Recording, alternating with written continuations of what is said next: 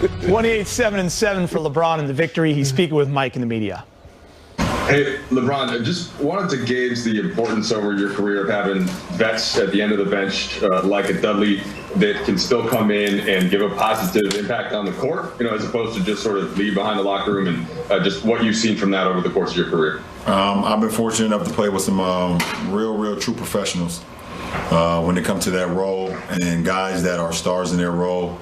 And Duz is another one of those guys that whatever the team needs, man, I mean literally whatever the team needs, he is ready for whatever, both on and off the floor. And that is a diamond in the rough to have for a championship aspiring ball club. And Duz has been that for us the last 2 years.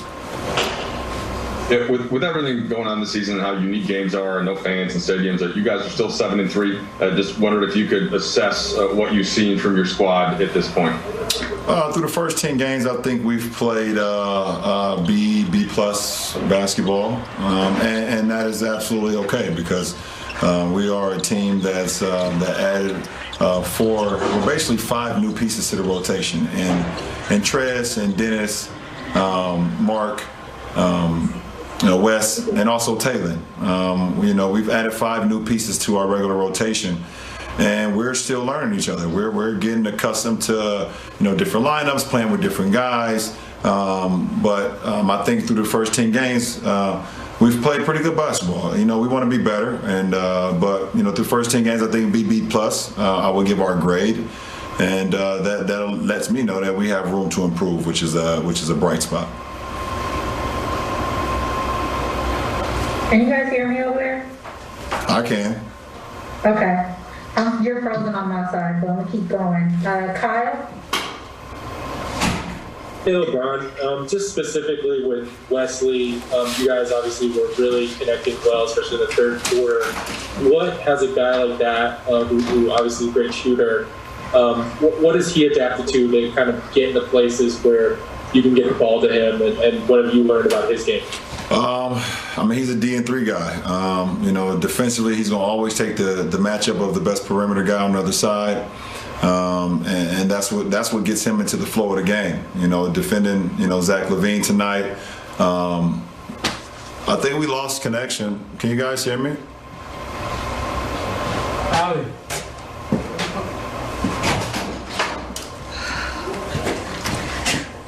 Thanks, LeBron. I'm trying to do 2 at once. Join with, yes. It's coming back. Can y'all hear me? Okay, hold on. Keyboard's so sensitive. Can y'all hear me? Yep. You said he's a D&3 guy. Can y'all see me? Yep. Okay, well, I can't see, or whatever. So Wes Matthews is big time for our team, a D&3 guy, and when he's running the floor or he's finding himself on the weak side, I just try to find him. And when he has space, he has a quick trigger. And tonight was another example of him just knocking down shots, but also defending at the same time. Dave? LeBron, it was another strong night from Trez, and I wanted to read you a quote that he said a couple days ago to describe what you guys do. He said, we play to the style of everybody's game. Nobody's looking at like you have to do this, you got to do that. We play basketball over here. It's free flowing. Nobody tries to go outside of themselves. What does it take to put together a collection of guys that can play that way? Because I imagine you got to have structural concepts, but maybe not structure like every single play throughout the course of the game. I think at the end of the day, when you have guys that has one common goal, and that's to win a championship, have championship aspirations, you put yourself in a position where you are sacrificing even yourself for the betterment of the team. And I think that's what it's all about. I mean, no one here is trying to do more than what they can do. We're all trying to fit in and be the greater of all of each other for the better of the parts of our team, and that's defensively, that's offensively, and that's just the model that we live by. You know, we want everyone to feel comfortable. Who's ever out on the floor, no matter what the minutes are, whatever the case may be, we want everyone to make an impact and be themselves and do it for the better of the team.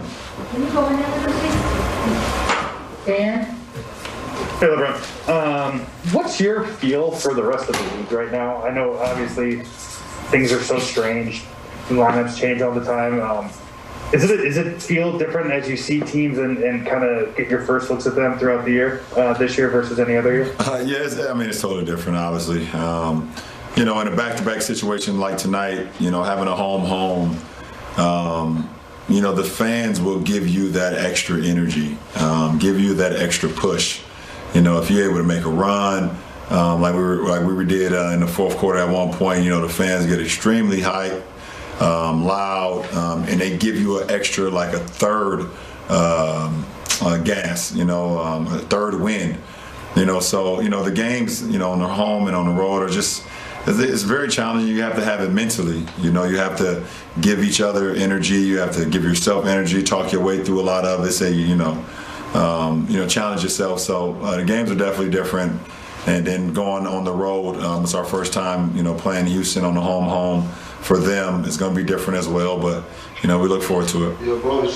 Last two questions. Bill Horn? Hey, LeBron, this is probably a dumb question, but do you notice the fan noise that is typed in? Like, does it have? I know it's obvious. You obviously can't recreate the energy of a crowd, but like, is that on your radar in any way, or is it just white noise? No, it's more like white noise. You hear it, but it does nothing. It does nothing for you as far as you know, emotionally or anything like that. It is definitely like white noise. You know, you get more riled up. I get more riled up playing the video games, actually, when I hear the crowd going crazy when I'm playing Madden or one of those video games. So, but we're trying, and the league has done a great job, obviously, here at Staples Center. They do a great job of just trying to simulate as much as possible, but, you know, nothing can simulate, you know, the Laker faithful, that's for sure. Last question, Rob Shaker? Hey, LeBron, I spent a lot of tonight matched up with Patrick Williams. I was just wondering what you thought of the job he did defensively. I think he's going to be exceptional talent. Long arms. You know, he has Kawhi type hands that I noticed out on the floor, so I knew I couldn't play with the ball much. You know, and you could tell that he's just laser sharp on just trying to get better and better. You know, didn't say much at all. I mean, I don't say much at all on the court when I'm competing versus individual unless things are said to me. But he just kept his he just stayed sharp on the game plan, and I think he's going to continue to get better and better. Has a great in-between game. But if you notice his hands, though, he has, you know, like I said, Kawhi type hands. That's going to benefit him a lot throughout the course of the season, throughout the course of his career. So. I think Chicago has a good one, and you know, he just has to continue to get better, continue to improve, you know, and see what happens. All right, thank you. Have a wonderful evening. Thank you. Shout out to LeBron. Not only